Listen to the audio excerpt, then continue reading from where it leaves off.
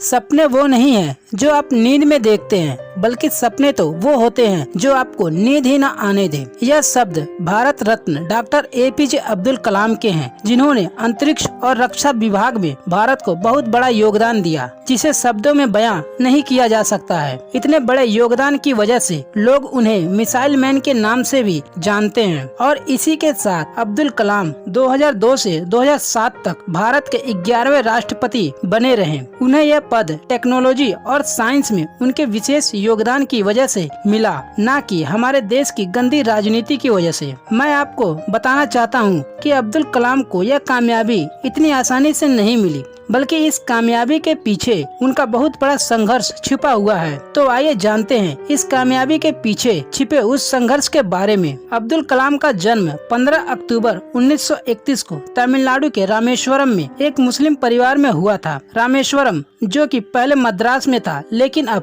तमिलनाडु में है। इनके पिता जैनुल आबदीन ना तो ज्यादा पढ़े लिखे थे और ना ही पैसे वाले थे। इनके पिता मछुआरों को नाव किराए पर दिया करते थे। अब्दुल कलाम एक संयुक्त परिवार में रहते थे। परिवार में सदस्यों की संख्या का अनुमान आप इस बात से लगा सकते हैं कि यह स्वयं 5 भाई और 5 बहनें थी और इस छोटे से घर में 3 परिवार रहा करते थे। अब्दुल कलाम के जीवन पर इनके पिता का बहुत प्रभाव रहा है। वह भले ही पढ़े लिखे नहीं थे, लेकिन उनकी लगन और उनके दिए संस्कार अब्दुल कलाम के बहुत काम आए। इनकी शुरुआती शिक्षा 5 वर्ष की उम्र में पास के गांव में एक प्राथमिक विद्यालय से हुई। एक बार इनके टीचर ने इनसे कहा कि जीवन में सफलता पाने के लिए कड़ी मेहनत और लगन की जरूरत होती है। अगर तुम्हारे अंदर कुछ कर गुजरने की लगन हो तो तुम एक दिन जरूर सफल बनोगे। इस बात ने कलाम के दिल में घर बना लिया। एक बार अध्यापक उन्हें पंछी के उड़ने के तरीके की जानकारी देने के लिए उनको समुद्र तट ले गए,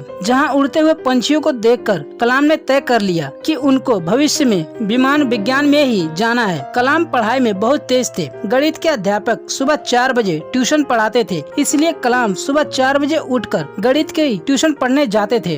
अब्दुल कलाम ने अपनी आरंभिक शिक्षा जारी रखने के लिए न्यूज़पेपर और मैगजीन बेचने का काम किया करते थे। अपनी शुरुआती पढ़ाई पूरी करने के बाद अब्दुल कलाम ने तिरुचिरापल्ली के सेंट जोसेफ कॉलेज में एडमिशन लिया, जहां से उन्होंने सन 1954 में भौतिक विज्ञान से ग्रेजुएशन किया। आर्थिक स्थिति ठीक न होने के बावजूद भी इनकी पढ़ाई में लगन और मेहनत को देखकर इनके घर वालों ने इन्हें पूरा सपोर्ट किया और आगे की पढ़ाई भी करवाई। वह पढ़ाई के लिए 1955 में मद्रास आ गए, जहां मद्रास इंस्टीट्यूट ऑफ टेक्नोलॉजी से पढ़ाई की। इंजीनियरिंग की पढ़ाई पूरी करने के बाद अब्दुल कलाम ने रक्षा अनुसंधान एवं विकास संगठन यानी DRDO में वैज्ञानिक के तौर पर चुने गए। वहां पर कलाम ने अपने कैरियर की शुरुआत भारतीय वायु सेना के लिए एक छोटे से हेलीकॉप्टर का डिजाइन बनाकर किया, लेकिन DRDO में काम करके उन्हें संतुष्टि नहीं मिल रही थी। DRDO में एक ही काम रोज रोज करना पड़ता था, इसलिए वह इस काम से संतुष्ट नहीं थे। कुछ वर्ष काम करने के बाद 1969 में उनका ट्रांसफर भारतीय अंतरिक्ष अनुसंधान संगठन यानी कि ISRO में हो गया। यहाँ वह भारत के सैटेलाइट लॉन्च परियोजना के डायरेक्टर के तौर पर नियुक्त किए गए। इस परियोजना को उन्होंने सफलता पूर्वक पूरा किया और तभी उन्हें यह एहसास होने लगा कि शायद मैं इसी काम के लिए बना हूँ। उसके बाद से उन्होंने कभी पीछे मुड़कर नहीं देखा और एक के बाद एक कई शक्तिशाली मिसाइलें भारत को दी और दुनिया को दिखा दिया कि हम भारतीय भी किसी से कम नहीं हैं। एक अद्भुत वैज्ञानिक के तौर पर उनकी उपलब्धियों को देखते हुए 2002 में उन्हें भारत के राष्ट्रपति पद का उम्मीदवार चुना गया और 2007 तक उन्होंने अपने राष्ट्रपति के कार्य को बखूबी पूरा किया। अब उनकी उम्र काफी ढल चुकी थी। इस उम्र में आकर अक्सर लोग आराम करने की सोचने लगते हैं, लेकिन उन्होंने ऐसा नहीं किया। वह कई जगहों पर प्रोफेसर के पद पर कार्यरत रहे और अपना पूरा समय नव युवकों के मार्गदर्शन में लगा दिया। मानवता की भलाई और मनुष्य का जीवन अधिक सफल बनाने के लिए अब्दुल कलाम जी ने अपना पूरा जीवन समर्पित कर दिया और 27 जुलाई 2015 की शाम अब्दुल कलाम भारतीय प्रबंधन संस्था शिलोंग में स्पीच दे रहे थे, तभी दिल का दौरा पड़ने के कारण उनका निधन हो गया। दोस्तों, अब्दुल कलाम का कहना है कि जीवन में कठिनाइयां हमें बर्बाद करने नहीं आती, बल्कि यह हमारी छुपी हुई सामर्थ्य और शक्तियों को बाहर निकालने में हमारी मदद करती है। कठिनाइयों को यह जान लेने दो कि आप उससे भी ज्यादा कठिन हो और इन्होंने सिखाया कि जीवन में चाहे जैसी भी परिस्थिति क्यों न हो, पर जब आप अपने सपनों को पूरा करने की ठान लेते हैं तो उन्हें सपने पूरा करके ही रहते हैं। अब्दुल कलाम के विचार आज भी युवा पीढ़ी को आगे बढ़ने के लिए प्रेरित करते हैं। दोस्तों, यह वीडियो आपको कैसी लगी हमें कमेंट करके जरूर बताएं और हमें सपोर्ट करने के लिए हमारे चैनल को सब्सक्राइब जरूर करें। आपका बहुमूल्य समय देने के लिए धन्यवाद दोस्तों।